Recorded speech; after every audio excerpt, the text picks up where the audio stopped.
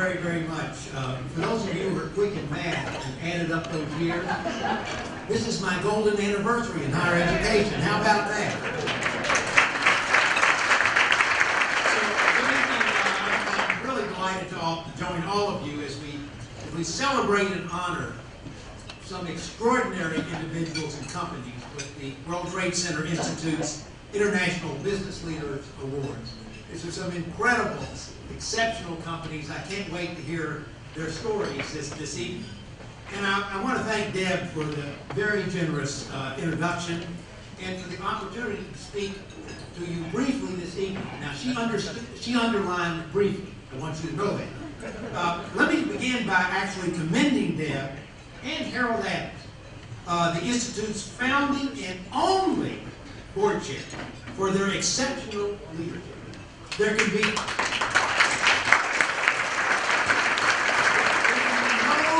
question that the World Trade Center Institute deserves major credit for the dynamic growth in Maryland's international business profile. I also want to take the privilege of the moment to offer preemptive congratulations to Ron Peterson, someone I have worked with for many years.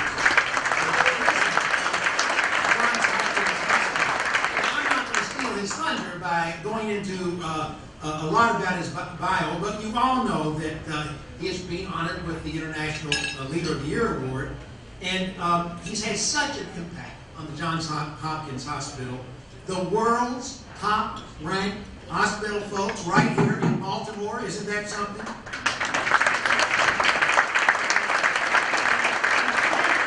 All of us, Ron has been very, very generous in volunteering his considerable talents and abilities to advance our community and state.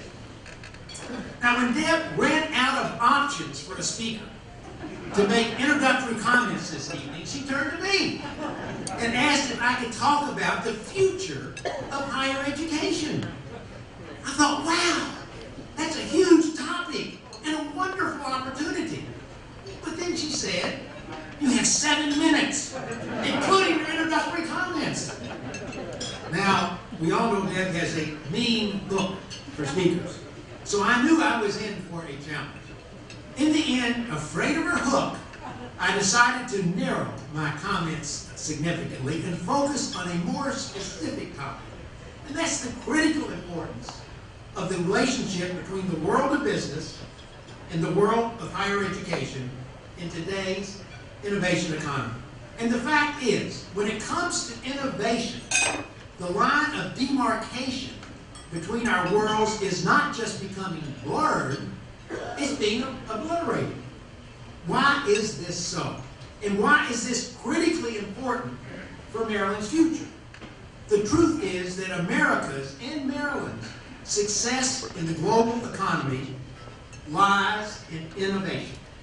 And to be sure, the people we honor tonight are prime examples of how innovation leads to success. Without our continued ability to lead the world in creating the next great new thing or idea, most economists agree that America's economic might and standard of living will go into a long, slow decline. So what is it about the innovation economy that means higher education and the private sector must draw closer and closer together? Well, the simple fact is that innovation, as you know, requires the continuous generation of new ideas. In other words, creativity and research. That's precisely what we do in our research universities. Moreover, a strong innovation economy requires that the private sector have access to a steady flow of talent, highly skilled individuals with cutting-edge knowledge, but eager to keep learning. And that's what we produce at our universities, every graduation ceremony.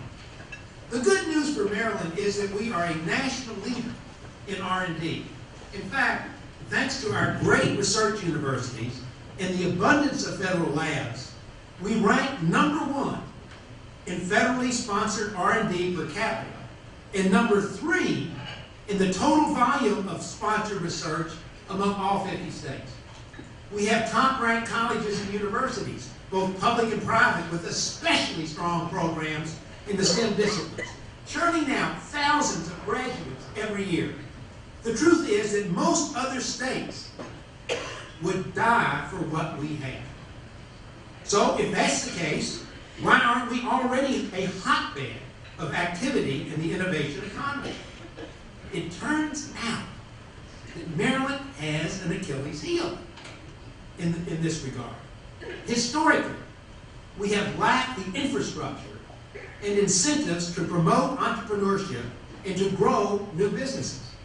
This means that too often, way too often, great ideas produced in Maryland make their way across the country and land in the Silicon Valley or some other innovation economic hotspot. But that was then. This is now. There is a remarkable transformation underway in Maryland. Thanks to Governor O'Malley and the leadership of the General Assembly, Maryland is now building the infrastructure and incentives to make Maryland an innovation economic powerhouse. For example, and I could give many others, earlier today, Ron Daniels, Jay Perman, Wallace Lowe, other presidents had the opportunity to testify in Annapolis on a bill that symbolizes Maryland's determination to be a leader in the innovation economy. Sponsored by the President of the Senate, Mike Miller, and the Speaker of the House, Mike Bush, this bill would create enterprise zones around our universities, federal labs, and other not-for-profits, and provide significant tax incentives, both corporate and personal, for businesses that locate or start up in these zones. This means that when great ideas come out of our research efforts, they are much more likely to stay here in Maryland and benefit the state's economy. Now, you know what they say about Las Vegas? What happens in Vegas stays in Vegas. Well, what we want to create is what innovation is created in Maryland stays in Maryland. That's what these enterprise zones are constructed to do, developed to do.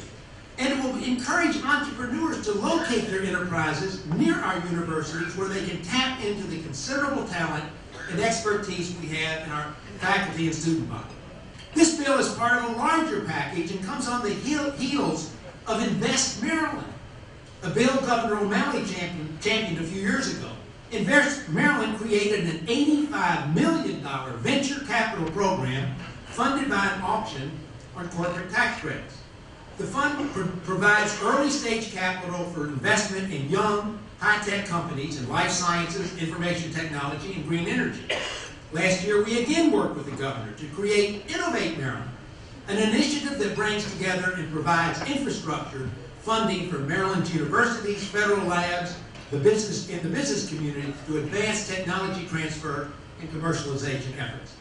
Our universities are responding to this newfound emphasis on commercialization of intellectual property.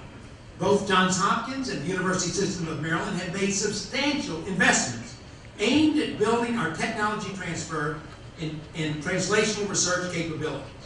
At the University System of Maryland, for example, we have established a goal of creating 325 new startup companies over this decade, and our board changed the promotion and tenure criteria for faculty to give them credit for engaging in technology transfer and the creation of intellectual property.